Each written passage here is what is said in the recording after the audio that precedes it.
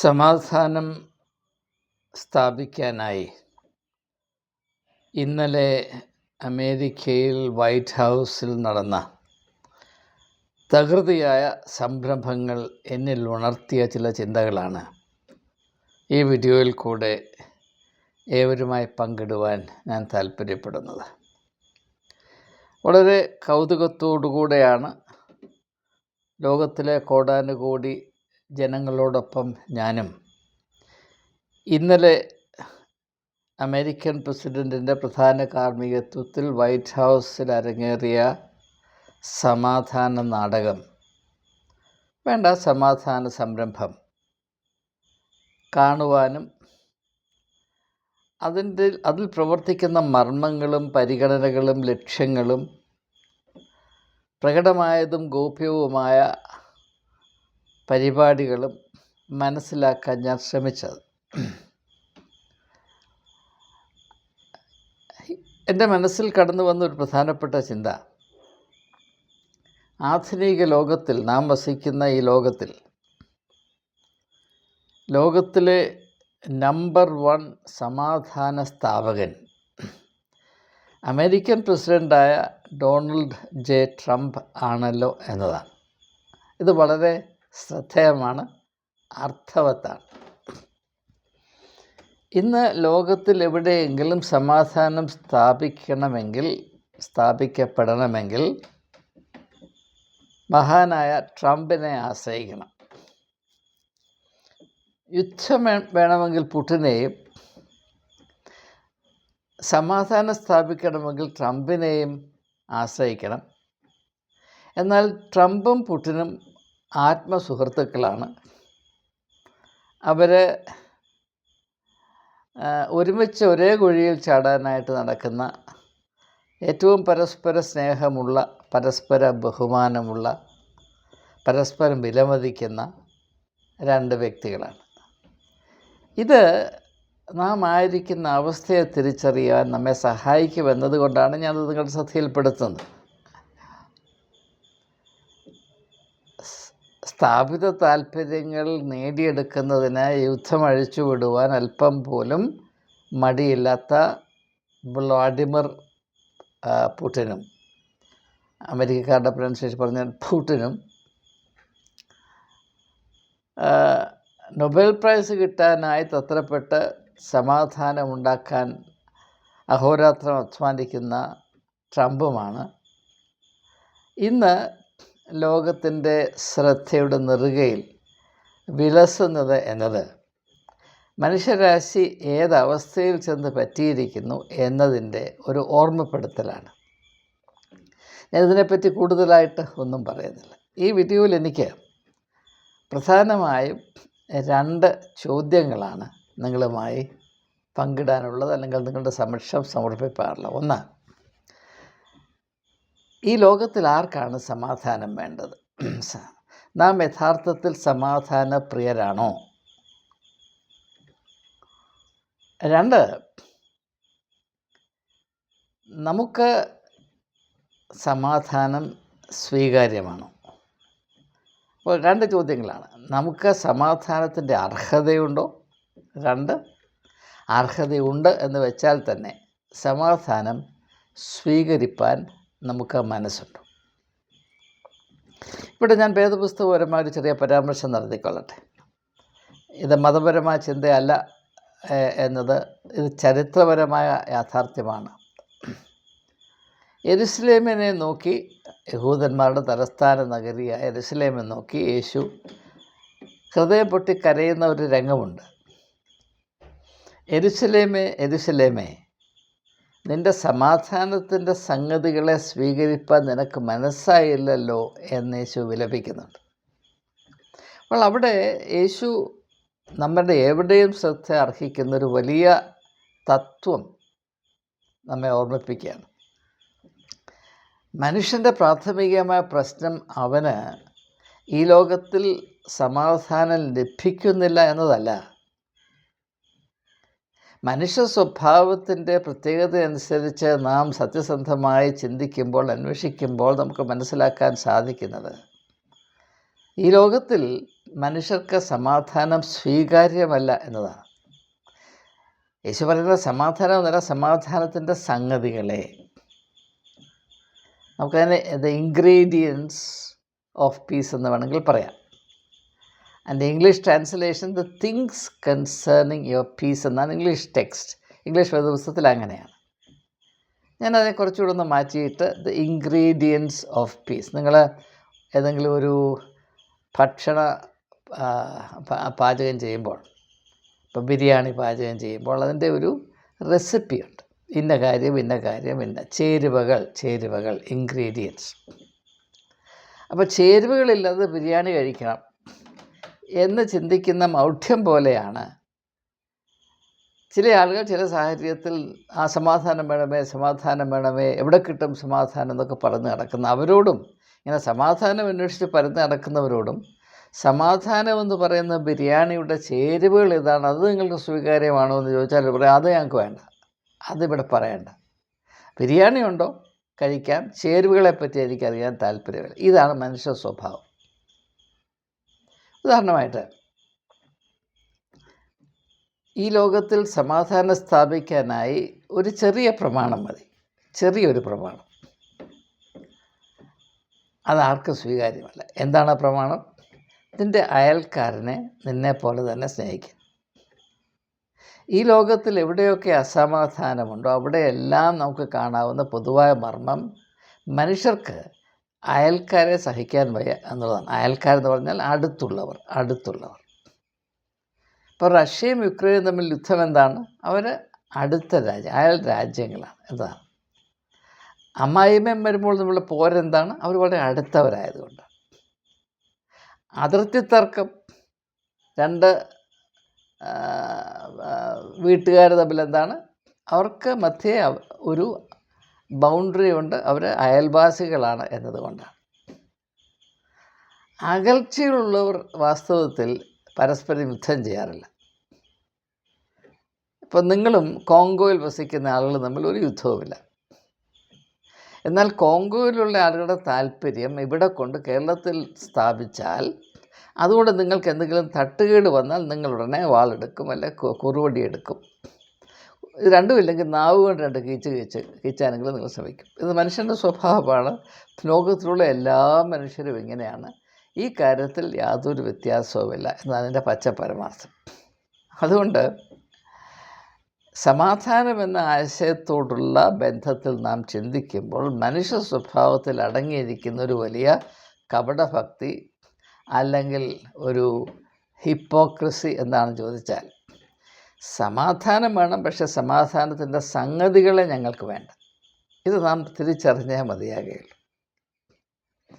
മറ്റുള്ളവർ നിങ്ങളെ എപ്രകാരം കൈകാര്യം ചെയ്യണമെന്ന്, അല്ലെങ്കിൽ മറ്റുള്ളവർ നിങ്ങളോട് എന്ത് ചെയ്യണമെന്ന് നിങ്ങൾ താല്പര്യപ്പെടുന്നു അപ്രകാരം നിങ്ങൾ അവർക്കും ചെയ്യുക.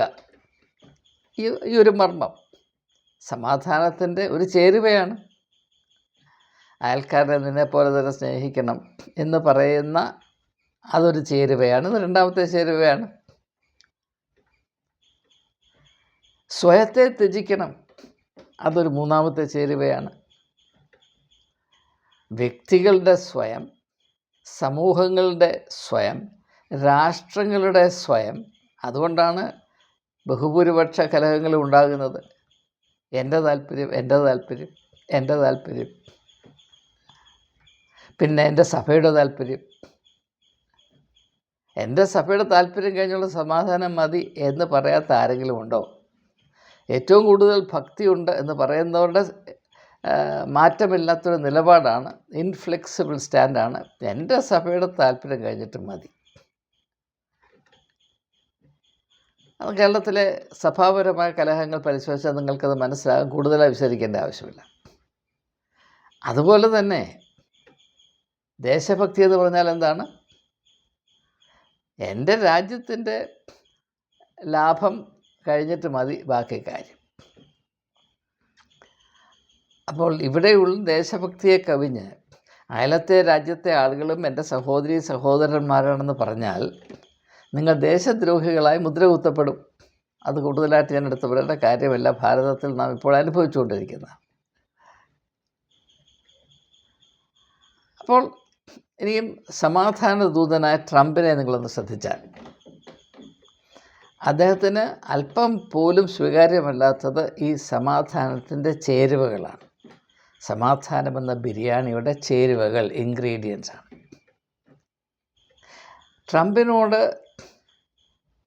ഒരു കീഴാള മനോഭാവം, ഒരു അടിമത്ത മനോഭാവത്തോടുകൂടെ, ആരാധന മനോഭാവത്തോടുകൂടെ അദ്ദേഹത്തിൻ്റെ ഇംഗിതങ്ങൾ അതുപോലെ അനുസരിച്ച് അതിൻ്റെ മുമ്പിൽ തലകുനിച്ച് നിൽക്കാത്ത ആരെയെങ്കിലും ട്രംപ് സ്വീകരിക്കുമെന്ന് നിങ്ങൾ വിചാരിക്കുന്നുണ്ട്? അദ്ദേഹം വാ തുറന്നാൽ ബൈഡനെ ചീത്ത വിളിക്കാത്ത ഏതെങ്കിലും ഒരു സന്ദർഭം നിങ്ങൾക്ക് പറയാം? തനിക്ക് മുൻപ് അമേരിക്കയിൽ മൂളയുള്ള ഒരു പ്രസിഡൻറ്റും ഉണ്ടായിരുന്നില്ല എന്ന് പറയാത്ത സാഹചര്യങ്ങൾ നിങ്ങൾക്ക് പറയാം. ഞാനുണ്ടായിരുന്നെങ്കിൽ ഈ യുദ്ധം പുറപ്പെടുകയില്ല എന്ന് അദ്ദേഹം ഒരു 1000 തവണ പറയുന്നത് നിങ്ങൾ കേട്ടിട്ടുണ്ട്. ബാക്കിയുള്ളവരെല്ലാം മണ്ടന്മാരും, അദ്ദേഹം മാത്രം മിടുക്കനുമാണ്.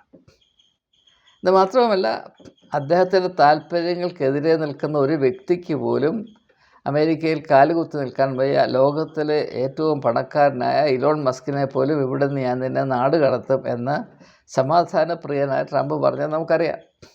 ഇദ്ദേഹമാണ് ആധുനിക ലോകത്തിലെ നമ്പർ 1 പീസ് മേക്കർ എന്ന് പറയുമ്പോൾ മനുഷ്യരാശി എവിടെ ചെന്ന് നിൽക്കുന്നു എന്ന് നിങ്ങൾ അല്പം ഒന്ന് ആലോചിച്ച് നോക്കും.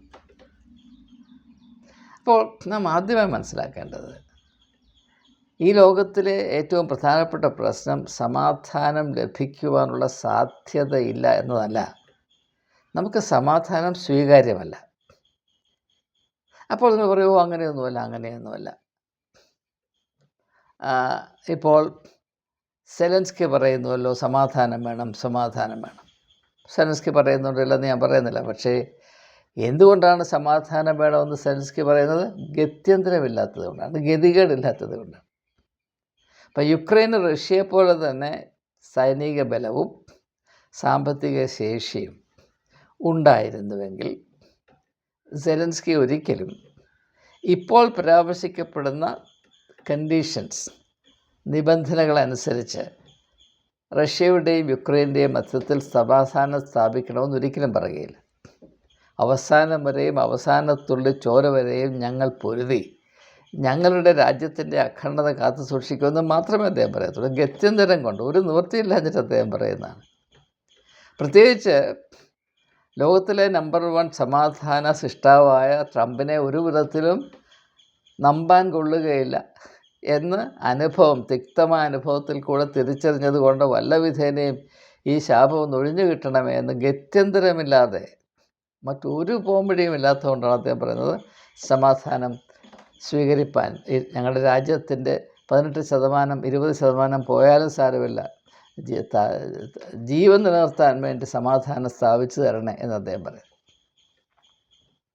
വാസ്തവത്തിൽ സമാധാനത്തിന് വേണ്ടി ശ്രമിക്കുന്നത് നാണക്കേടാണ് എന്നതാണ് ഈ ലോകത്തിൽ സ്ഥിതി ചെയ്യുന്ന ഒരു യാഥാർത്ഥ്യം. അത് മനസ്സിലാക്കാൻ നല്ല ഉദാഹരണം നമുക്കുണ്ട്. ഇന്ത്യയും പാകിസ്ഥാനും തമ്മിൽ യുദ്ധം. ആ യുദ്ധം പെട്ടെന്ന് അവസാനിച്ചു. എങ്ങനെയാണ് യുദ്ധം അവസാനിച്ചത്? യുദ്ധം അവസാനിച്ചതുകൊണ്ട് സമാധാനം സ്ഥാപിക്കപ്പെട്ടു എന്നാരും വിചാരിക്കരുത്. കാരണം ഈ 2 രാജ്യങ്ങളും പറയുന്നത് വെടിനിർത്തി, പക്ഷേ സമാധാനം ആയില്ല. ഇത് താൽക്കാലികമായ വെടിനിർത്തലാണ്, ഞങ്ങൾക്ക് സൗകര്യമുള്ളപ്പോൾ ഞങ്ങൾ വീണ്ടും പടക്കം പൊട്ടിക്കും എന്നാണ് പറയുന്നത്. പക്ഷെ ഇവിടെ നാം മനസ്സിലാക്കേണ്ട കാര്യം, ഇന്ത്യ പറയുന്നു പാകിസ്ഥാൻ വന്ന് അവതാ പറഞ്ഞത് കൊണ്ട് ഞാൻ വെടിനിർത്തിയതാണ്. പാകിസ്ഥാൻ പറയുന്നു ഇന്ത്യ ഞങ്ങളോട് വന്ന് അവതാ പറഞ്ഞത് കൊണ്ടാണ് ഞങ്ങൾ വെടിനിർത്തിയത് എന്ന് പറഞ്ഞാൽ സമാധാനം ആർക്കും താല്പര്യമില്ല. സമാധാനത്തിന് വേണ്ടി മുന്നോട്ട് വരുന്നവൻ ബലഹീനനാണ്. അവൻ എൻ്റെ മുമ്പിൽ വന്ന് അവതാ പറഞ്ഞാൽ മാത്രമേ ഞാൻ വെടിനിർത്തത്തുള്ളൂ. അല്ലാതെ വെടിനിർത്തുന്നത് എനിക്ക് നാണക്കേടാണ്. വെടി പൊട്ടിക്കുന്നവനാണ് ഈ ലോകത്തിലെ മഹാൻ, വീരൻ, ആരാധ്യൻ. അത് ശരിയാണ്, യാതൊരു സംശയമില്ല. അന്താരാഷ്ട്രീയ തലത്തിൽ ബഹുമാനിക്കപ്പെടുന്നവരാരാണ്?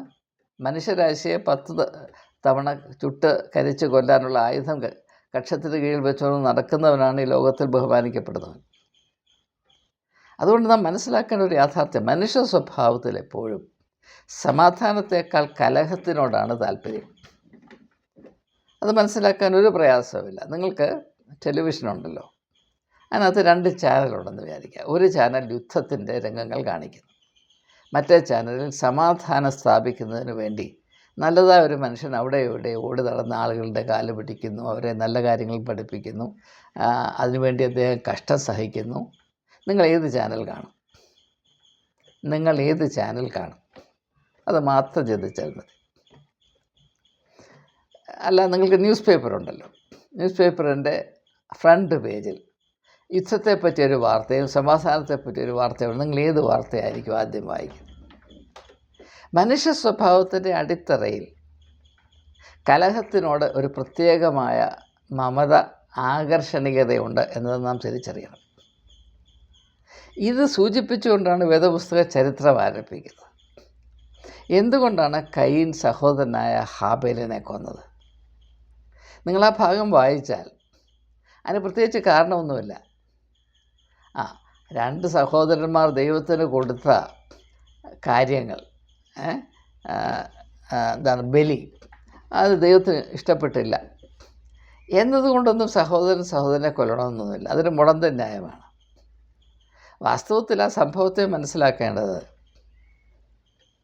മനുഷ്യൻ്റെ സ്വഭാവത്തിൽ, അതിൻ്റെ അടിത്തറയിൽ ക്രൂരതയും അക്രമാസക്തിയുമുണ്ട് എന്നത് തന്നെയാണ്. അതാണ് മനുഷ്യ സ്വഭാവത്തെ അടക്കി ഭരിക്കുന്ന മർമ്മം.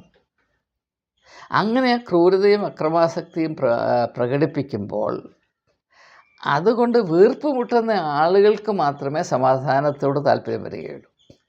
കയീന് ഒരിക്കലും സമാധാനം ആവശ്യമില്ല. സമാധാനം വേണ്ടിയിരുന്നത് ഹാബേലിനാണ്. ഹാബേൽ ചത്തും പോയി. ഇതാണ് മനുഷ്യൻ്റെ അവസ്ഥ. ഇന്ന് സമാധാനപ്രേമികളായ ആളുകൾക്ക് നാളെ കയ്യൂക്ക് വന്നാൽ അവനും ഓടി നടന്ന് 10 പൊട്ടീര് പൊട്ടിക്കും, സംശയിക്കേണ്ട. അപ്പം അതുകൊണ്ട് മനുഷ്യ സ്വഭാവത്തിൽ കാര്യമായ മാറ്റം വരാതെ ഈ ലോകത്തിൽ സമാധാനം സുസ്ഥിരമായൊരടിസ്ഥാനത്തിൽ സ്ഥാപിക്കപ്പെടുമെന്ന് ആരും വിചാരിക്കരുത്. ഒരു ദോഷൈക ദൃക്കെന്ന നിലയിലല്ല ഞാൻ സംസാരിക്കുന്നത്. ഒരു ചരിത്രബോധമാണ്, യാഥാർത്ഥ്യബോധമാണ്. അതുകൊണ്ട് ആദ്യമായി നാം തിരിച്ചറിയേണ്ടത് ഈ ലോകത്തിലെ അടിസ്ഥാനപരമായ പ്രമാണം മനുഷ്യനെ സംബന്ധിച്ചിടത്തോളം സമാധാനം അവന് സ്വീകാര്യമല്ല. എന്തുകൊണ്ടാണ് രാഷ്ട്രീയത്തിൽ കലഹം സൃഷ്ടിക്കുന്നവർക്ക് ഏറ്റവും കൂടുതൽ വോട്ട് കിട്ടുന്നത്? ഇപ്പോൾ ഭാരതത്തിൽ ഏതെങ്കിലും ഒരു പാർട്ടിക്ക് അധികാരം പിടിച്ചെടുക്കണമെങ്കിൽ അവർ അനുവർത്തിക്കേണ്ട തന്ത്രം എന്താണ്? വർഗീയ കലാപം ഉണ്ടാക്കുക, 1000 പേരെ 10,000 പേരെ കൊല്ലുക, അല്ലെങ്കിൽ ഏതെങ്കിലും ഒരു മത സമൂഹത്തിൽപ്പെട്ട ആളുകളെ അടിക്കുകയും ഇടിക്കുകയും കൊല്ലുകയും ചെയ്യുന്ന ലൈസൻസ് കുറച്ച് ചില ആളുകൾ കൊടുക്കുക. അതിന് തക്കതായ ഒരു വൈകാരികമായ അവസ്ഥയും ഐഡിയോളജിക്കലായിട്ടുള്ള ഒരു വെറുപ്പ് സൃഷ്ടിച്ച് അവരെ അങ്ങോട്ട് പറഞ്ഞു വിടുക. അപ്പോൾ അവർക്ക് സന്തോഷം. ഏറ്റവും പ്രിയങ്കരനായ നേതാവാരാണ്? ഏറ്റവും ക്രൂരനായ വ്യക്തിയായിരിക്കും ഏറ്റവും പ്രിയങ്കരനായ നേതാവ്. ഇപ്പോൾ അലക്സാണ്ടർ ദ ഗ്രേറ്റ്, നമ്മൾ മഹാനായ അലക്സാണ്ടർ എന്ന് പറയുന്നു. എന്താണ് അദ്ദേഹത്തിൻ്റെ മഹാത്മ്യം? അദ്ദേഹം മൂലം ലക്ഷക്കണക്കിന് ആളുകളുടെ ജീവൻ പോയി. മഹാനായ നെപ്പോളിയൻ ദ ഗ്രേറ്റ്, കാരണം എന്താണ്? ലക്ഷക്കണക്കിന് ആളുകളെ കൊല്ലാൻ അദ്ദേഹത്തിന് കഴിയും. ഹിറ്റ്ലർ പരാജയപ്പെട്ടു അല്ലേ ഹിറ്റ്ലർ ദ ഗ്രേറ്റ് എന്നും പറഞ്ഞേനെ. ഇപ്പം ഭാരതത്തിൽ തന്നെ ഗാന്ധിയാണോ മഹാൻ അതോ ഗോഡ്സെയാണോ മഹാൻ എന്ന ഒരു ചിന്താക്കുഴപ്പത്തിലാണല്ലോ നാം. എന്തുകൊണ്ടാണ് ഗാന്ധിയേക്കാൾ കൂടുതൽ പ്രേമം ഗോഡ്സെയോട് ഇപ്പോൾ ഉണ്ടാകുന്നത്? ഗോഡ്സെയുടെ കയ്യിൽ തോക്കുണ്ട്, അത് മാത്രമാണ്. തോക്ക് പിടിക്കുന്നൊരുത്തൻ്റെ മുൻപിൽ ആദർശം കൊണ്ടുവരുന്ന തോക്കില്ലാത്തൊരു വ്യക്തിക്ക് ഒരു വിലയും ഉണ്ടാകത്തില്ല. അത് മനുഷ്യൻ്റെ ഇപ്പോഴത്തെ സംസ്കാരവും എക്കാലത്തെ സ്വഭാവവുമാണ്. സംസ്കാരവും സ്വഭാവവും ഇത് നാം മനസ്സിലാക്കിയേ മതിയാകുകയുള്ളൂ. അതുകൊണ്ട് ട്രംപും സെലൻസ്കിയും പുടിനും യൂറോപ്യൻ രാജ്യങ്ങളിലെ നേതാക്കന്മാരും ഒക്കെ കൂടി വരുമ്പോൾ അവർ വാസ്തവത്തിൽ സമാധാനത്തെപ്പറ്റിയല്ല സംസാരിക്കുന്നത്. അവർ വെടിനിർത്തലിനെ പറ്റിയും സുരക്ഷിതത്വത്തെ പറ്റി, സെക്യൂരിറ്റി, അത് മനസ്സിലാക്കാൻ നമുക്കൊരു ചെറിയ കാര്യം പരിഗണിക്കാം. ഇന്നലെ വൈറ്റ് ഹൗസിൽ നടന്ന ചർച്ചയിൽ ഏറ്റവും കൂടുതൽ ആവർത്തിക്കപ്പെട്ട ആശയം യുക്രൈന് സുരക്ഷിതത്വം ഉറപ്പുവരുത്തണം, സെക്യൂരിറ്റി ഗ്യാരണ്ടി ചെയ്യണം എന്നുള്ളതാണ്. എൻ്റെ പ്രിയപ്പെട്ട സഹോദരി സഹോദരങ്ങളെ, സുഹൃത്തുക്കളെ, ഞാൻ നിങ്ങളോട് ചോദിക്കട്ടെ, യുക്രൈൻ്റെയും റഷ്യയുടെയും മധ്യത്തിൽ യഥാർത്ഥത്തിൽ സമാധാനമാണ് സ്ഥാപിക്കപ്പെടുന്നത് എങ്കിൽ സമാധാനം, പിന്നെ അവിടെ സെക്യൂരിറ്റി എന്ന് പറയുന്നതിൻ്റെ ആവശ്യമില്ല. സെക്യൂരിറ്റി ഉണ്ടെങ്കിലേ ഇങ്ങോട്ട് കാല് കുത്തത്തുള്ളൂ എന്ന് പറഞ്ഞ അർത്ഥം, ഞങ്ങളുടെ മനസ്സിൽ, റഷ്യക്കാരുടെയും യുക്രൈൻകാരുടെയും മനസ്സിൽ എപ്പോഴും ശത്രുതയായിരിക്കും. അവിടെ ഏത് സമയത്തും കലഹം പൊട്ടി പുറപ്പെടാം. അത് വരാതിരിക്കുന്നതിന് വേണ്ടി ഞങ്ങളുടെ രണ്ടുപേരുടെയും കൈ ഒന്ന് കെട്ടിയിടണം എന്ന താല്പര്യത്തിലല്ലേ ഇത്. ഞാൻ പറയുമ്പോൾ സെക്യൂരിറ്റി ആവശ്യമില്ല എന്നല്ല ഞാൻ പറയുന്നത് സമാധാനത്തോടുള്ള നമ്മുടെ കാഴ്ചപ്പാട് എന്താണ്, സമാധാനം എന്ന് പറയുന്ന അതിമനോഹരമായ ലക്ഷ്യവും നാവും തമ്മിലുള്ള അന്തരം എന്താണെന്ന് മനസ്സിലാക്കണമെന്ന് മാത്രമേ എന്ന് അപേക്ഷിക്കാൻ വേണ്ടിയാണ് ഞാനിത് പറയുന്നത്. അപ്പോൾ ആദ്യമായി നാം മനസ്സിലാക്കേണ്ടത്, നമുക്ക് സമാധാനം സ്വീകാര്യമല്ല. രണ്ടാമത്, അതുകൊണ്ട് പറഞ്ഞിട്ട് നിർത്താൻ പോവുകയാണ്, എന്തുകൊണ്ടാണ് നമുക്ക് സമാധാനം സ്വീകാര്യമല്ലാത്തത്? ഇത് നാം മനസ്സിലാക്കേണ്ട ഒരു യാഥാർത്ഥ്യം തന്നെയാണ്. എൻ്റെ സുഹൃത്തുക്കളെ, ഈ ലോകത്തിൽ ആർക്കെങ്കിലും സമാധാനത്തോട് സ്നേഹം, താല്പര്യം ഉണ്ടാകണമെങ്കിൽ അവൻ വളരെയധികം വളർച്ച പ്രാപിച്ചവനായിരിക്കണം. അവൻ്റെ മനുഷ്യത്വത്തിൽ വലിയ വളർച്ചയുണ്ടാകണം. വളർച്ച പ്രാപിക്കാതെ അല്പത്തരം കൊണ്ട് മാനുഷികമായ ഒരു ഗുണവും പ്രാപിക്കാൻ കഴിയാതെ, എന്നാൽ താൻ വലിയ ഗുമ്മാണെന്ന് വിചാരിച്ച് നടക്കുന്ന ആളുകൾ മറ്റുള്ളവരുടെ ശ്രദ്ധ പിടിച്ചു പറ്റാനായി എക്കാലത്തും ഉപയോഗിച്ചു കൊണ്ടിരുന്നത് ഈ അക്രമവും അസമാധാനവുമാണ്. അപ്പം നമ്മുടെ ഓരോ ഇടങ്ങളിൽ ഒരു റൗഡി കാണും. ഈ റൗഡിയുടെ ഒരു ഗുണം എന്താണെന്ന് ചോദിച്ചാൽ, അദ്ദേഹത്തെ എല്ലാവരും ശ്രദ്ധിക്കും. നിങ്ങളെത്ര നല്ലവനാണെങ്കിലും, നിങ്ങളെത്രയൊക്കെ നേട്ടങ്ങൾ കൈവരിച്ചവനാണെങ്കിലും ചില ആളുകൾ ശ്രദ്ധിച്ചിരിക്കും, പക്ഷേ ബഹുഭൂരിപക്ഷം ആളുകൾ നിങ്ങളെ ഗവനിക്കാറില്ല. അതേസമയം ഒരു റൗഡി അവിടെ നിൽക്കുന്നതെന്ന് പറഞ്ഞാൽ എല്ലാവരും ശ്രദ്ധിക്കും. കാരണം എന്താണ്? ആരാണ് ഈ റൗഡി? മാനുഷികമായി ഒരു വിധത്തിലും വളരാൻ കഴിയാത്ത ആൾ. അതാണ് റൗഡി എന്ന് പറയുന്നത്. അവൻ റൗഡിയാകുന്നത് ചിന്തിക്കാൻ കഴിയില്ലാത്തത് കൊണ്ടാണ്. അവൻ റൗഡിയാകുന്നത് അവൻ്റെ ഹൃദയം വളരാത്തത് കൊണ്ടാണ്. വൈകാരികമായി അവൻ ശോഷിച്ചൊരു കല്ല് പോലെ ആയതുകൊണ്ടാണ്. അവൻ റൗഡിയാകുന്നത് വിശാലമായ ബോധതലങ്ങൾ അവനിൽ ഇല്ലാത്തത് കൊണ്ടാണ്. അവൻ റൗഡിയായത് മനുഷ്യത്വത്തിൻ്റെ വെളിച്ചം, മനുഷ്യത്വത്തിൻ്റെ പ്രഭാതം കാണുവാൻ ഒരിക്കൽ പോലും അവൻ അവസരം ലഭിക്കാത്തതും കൊണ്ടുകൂടെയാണ്. നാം എന്തുകൊണ്ടാണ് പാമ്പിനെ ഭയക്കുന്നത്?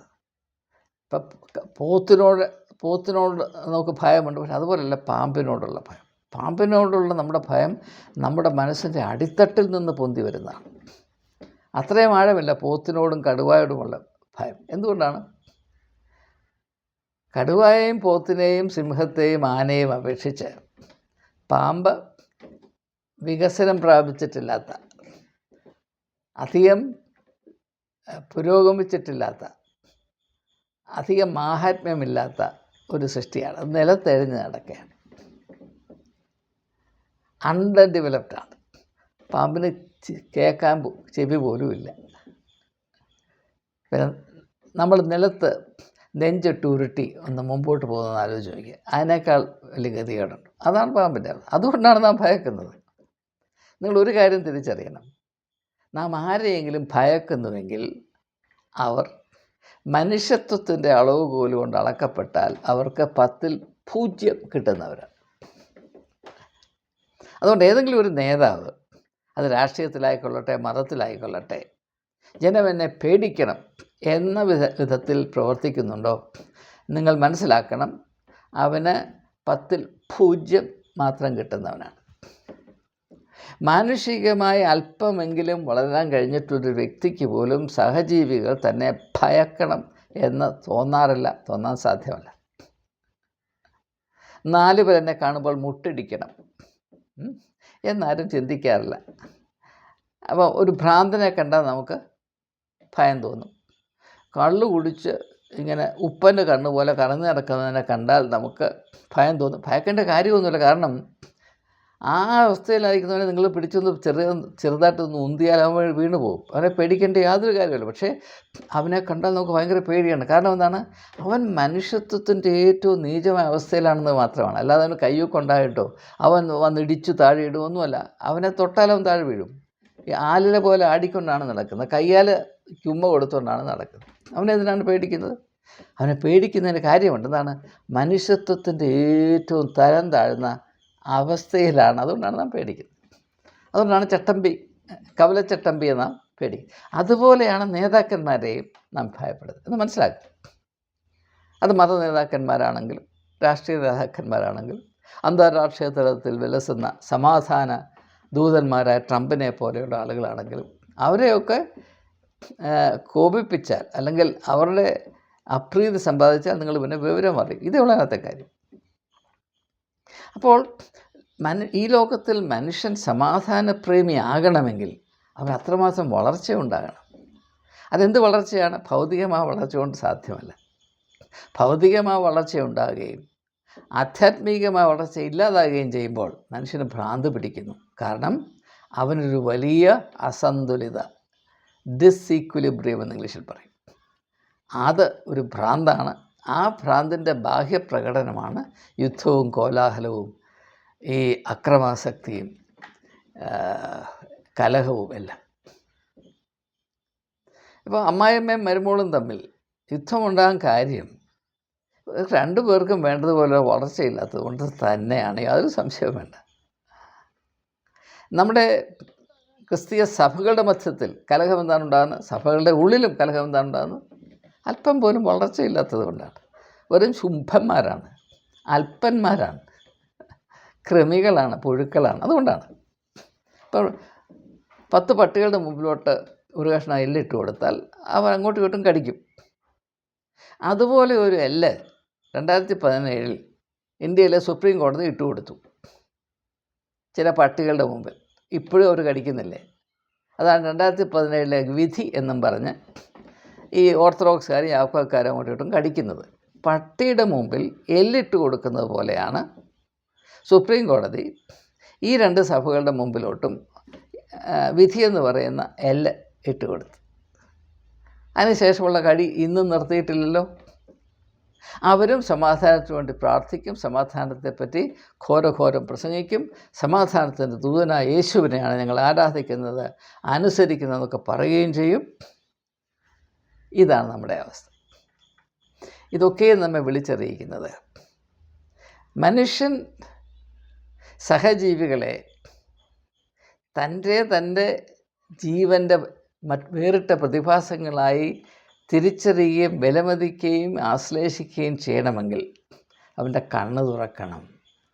അവൻ്റെ അതുകൊണ്ടാണ് യേശു പറഞ്ഞത്, ഞാൻ കുരുടന്മാരുടെ കണ്ണ് തുറക്കാൻ വന്നവനാണ്. കണ്ണ് തുറക്കേണമേ, എൻ്റെ കണ്ണ് തുറക്കേണമേ, കണ്ണ് തുറക്കേണമേ, എൻ്റെ കണ്ണ് തുറക്കേണമേ എന്ന് നമുക്ക് പാടണം. നമ്മുടെ ഏറ്റവും വലിയ ആവശ്യം കണ്ണ് തുറന്ന് കിട്ടണം എന്നുള്ളതാണ്. അതിൻ്റെ പൊതുവായ അവസ്ഥയെ പറ്റി സൂചിപ്പിച്ചുകൊണ്ടാണ് പറയുന്നത്, യേശു ജനിച്ച സമയത്ത് അന്ധകാരത്തിലിരുന്ന ജനം. ആരാണ് ഈ അന്ധകാരത്തിലിരിക്കുന്നവർ? വളർച്ചയില്ലാത്തവർ ഏവരും അന്ധകാരത്തിലാണ്. അതുകൊണ്ടാണ് വളർച്ച പ്രാപിക്കുന്നതിനെ വെളിച്ചത്തിൻ്റെ അവസ്ഥയോട് സൂചിപ്പിക്കുന്നത്. അതുകൊണ്ടാണ് യേശു പറഞ്ഞത്, നിങ്ങൾ ലോകത്തിൻ്റെ വെളിച്ചമാകണം എന്ന് പറഞ്ഞാൽ ലോകത്തിൽ ഏറ്റവും കൂടുതൽ മാനസികമായി, മാനുഷികമായി, ആധ്യാത്മികമായി, ധാർമ്മികമായി വളർച്ച പ്രാപിച്ചപ്പോൾ നിങ്ങളായിരിക്കണമെന്നാണ് അതിൻ്റെ അർത്ഥം. അങ്ങനെയുള്ളവർക്ക് മാത്രമേ സമാധാനത്തിൻ്റെ ദൂതന്മാരായി പ്രവർത്തിക്കാൻ സാധിക്കുകയുള്ളൂ. അങ്ങനെയുള്ളവർക്ക് മാത്രമേ സമാധാനം സ്വീകാര്യമാകുകയുള്ളൂ, സമാധാനം നല്ലതാണെന്ന് ആത്മാർത്ഥമായി സമ്മതിക്കാൻ സാധ്യമാകുകയുള്ളൂ. അതുകൊണ്ട് എനിക്ക് നിങ്ങളോട് പറയാനുള്ളത്, ട്രംപിനെ പോലെയുള്ള ആളുകളിൽ നിന്ന് നിങ്ങൾ എന്തെങ്കിലും പ്രതീക്ഷിക്കുന്നുവെങ്കിൽ അതത്ര നല്ല കാര്യമൊന്നുമല്ല. അദ്ദേഹം സമാധാനപ്രിയനല്ല, സമാധാനം എന്താണെന്ന് അറിയാവുന്നയാളല്ല. ഈ ലോകത്തിൽ സമാധാനം സ്ഥാപിക്കാൻ അദ്ദേഹത്തിന് യാതൊരു യോഗ്യതയുമില്ല.